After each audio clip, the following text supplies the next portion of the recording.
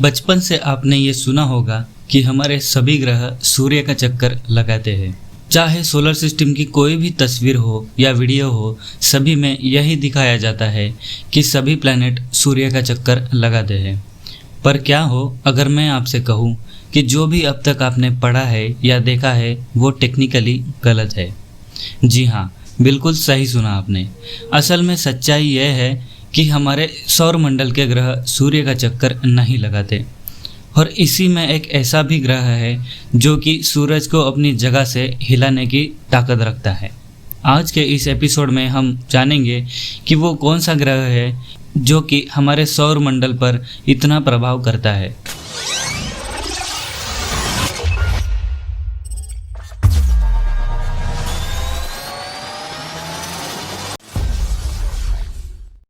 Jupiter हमारे solar system में सन, moon, Venus के बाद चौथा सबसे ब्राइट ऑब्जेक्ट है और उन 5 प्लैनेट में से है जो कि हम आंखों से देख सकते हैं।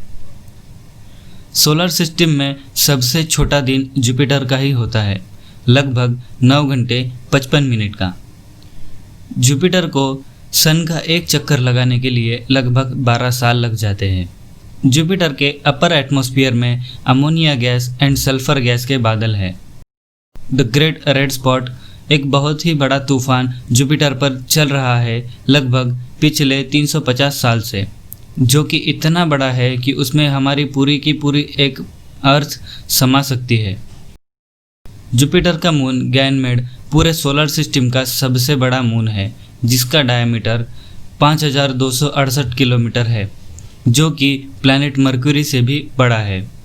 जुपिटर खुद एक सबसे बड़ा प्लैनेट है हमारे सोलर सिस्टम का, जिसमें 11 पृथ्वी फिट हो सकती है।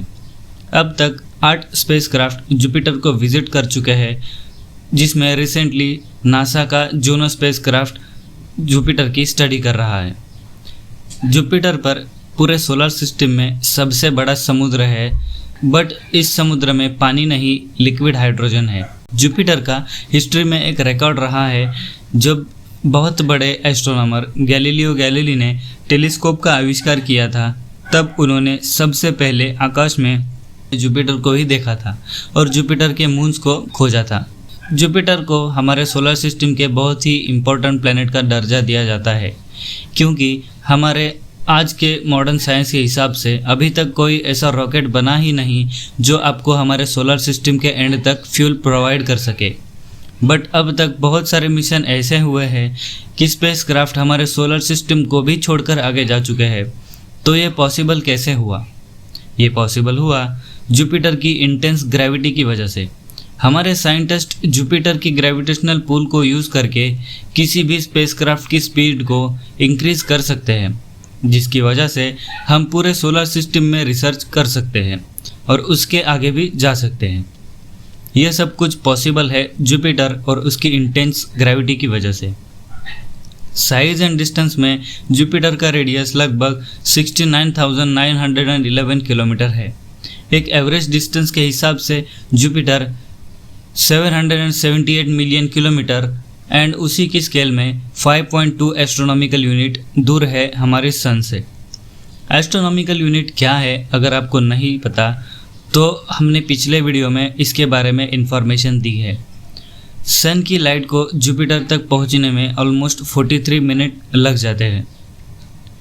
स्ट्रक्चर की बात करें तो जुपिटर के एटमॉस्फेयर में mostly hydrogen and helium gases है और सरफेस पर प्रेशर इतना है कि हाइड्रोजन गैस लिक्विड में बदल जाती है। साइंटिस्ट का मानना है कि हम अगर और डीप कोर में जाकर देखें तो वहाँ प्रेशर इतना ज़्यादा है कि हाइड्रोजन के एटॉमिक स्ट्रक्चर एंड इलेक्ट्रॉन्स तक कंप्रेस हो जाते हैं और इतने कंप्रेस हो जाते हैं कि वो लिक्विड हाइड्रोजन इलेक्ट्रिकली कंडक्टिव बन जाता है। इसी की मदद से जुपिटर की पावरफुल मैग्नेटिक फील्ड भी जनरेट होती है। अभी तक पता नहीं चला है कि जुपिटर की कोई सॉलिड कोर है भी या नहीं, जैसे हमारी पृथ्वी की है, बट साइंटिस्ट एक अंदाज़ा लगाते हैं कि उसका टेम्परेचर लगभग 5000 डिग्री सेल्सियस होगा। जुपिटर को हम आधा बचा हुआ स्टार यानी हमारा सन भी कह सकते हैं, क्योंकि वो उसी मटेरियल एंड गैसेस से बना हुआ है जो कि हमारे सन के फॉर्मेशन में बच गई थी। बट वो हमारे सन से साइज में छोटा होने की वजह से इग्नाइट नहीं हो पाया हमारे सन की तरह। हम अगर ऊपर से काउंट करें तो जुपिटर के 71 किलोमीटर तक बादल ही बादल है जो कि अमोनिया आइस से बने हुए हैं। मैग्नेटिक फील्ड की बात की जाए तो जुपिटर की मैग्नेटिक फील्ड इतनी पावरफुल है कि उसका डायमीटर लगभग 1 से 3 मिलियन किलोमीटर तक फैला हुआ है। जुपिटर की मैग्नेटिक फील्ड अर्थ से 50 से 60 गुना ज़्यादा पावरफुल है। ये इतनी पावरफुल है कि किसी भी स्पेसक्राफ्ट को डैमेज कर सकती है। जुपिटर के अभी तक 53 कंफर्म मून है, जिसमें सबसे बड़े लो, यूरोपा, गैनमेड एंड कैलिस्टो है।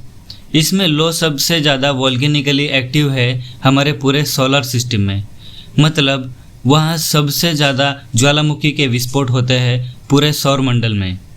पोटेंशियल फॉर लाइफ की बात की जाए तो जाते जाते ये कह सकते हैं कि जुपिटर का इन्वायरमेंट लाइफ के लिए बिल्कुल भी सूटेबल नहीं है। वहाँ सारे पॉइजन गैसेस भरे पड़े हैं। बट जुपिटर का एक मून यूरोपा है जो साइंटिस्ट के हिसाब से वहाँ हमें एलियन लाइफ मिलने के 95% चांसेस है। तो आज के लिए बस इतना ही रखते हैं। मिलते हैं दोस्तों अगले वीडियो में।